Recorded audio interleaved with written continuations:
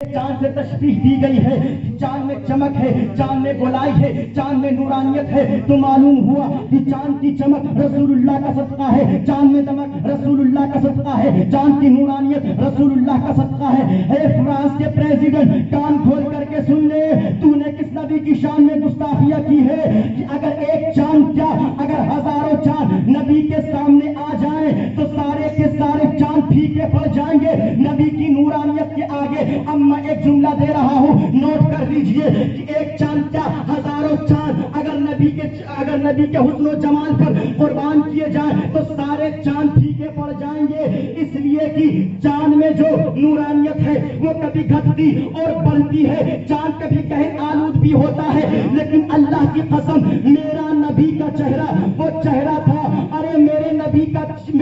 کا چہرہ وہ چہرہ تھا، نہ کبھی جو ہے حسن میں کمی آئی ہے، نہ کبھی آ سکتی ہے، نہ کبھی کہیں آلود ہوا ہے، نہ کبھی ہو سکتا ہے، نہ کبھی جو ہے چمک میں کمی آئی ہے، نہ آ سکتی ہے۔ اے فرانس کے پریزیڈنٹ، کان کھول کر کے سن لے، تو نے اس نبی کی شان میں گستاخی کی ہے جس نبی کی شان میں کسی شاعر کیا خوب لکھتے ہیں، چاند سے تشبیہ دینا یہ بھی کوئی انصاف ہے، ارے چاند میں تو داغ ہے لیکن ان کا چہرہ صاف ہے۔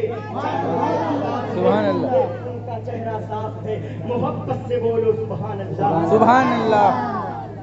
محبت سے بولو سبحان اللہ، سبحان اللہ۔ یہ بتائیے کیا بات سمجھ میں آ رہی ہے کہ نہیں آ رہی ہے؟ ارے فرانس کے پریزیڈنٹ، کان کھول کر کے سن لے، تو نے کس نبی کی شان میں گستاخی کی ہے، کس نبی کے شان میں تو نے مجسمے بنا کر کے دنیا والوں کو پیش کیا ہے۔ سنیے، ابو بکر صدیق رضی اللہ عنہ اپنے بیٹے سے جنگ پر آمادہ ہیں اور ایمان اور کفر کی لڑائی ہو رہی ہے۔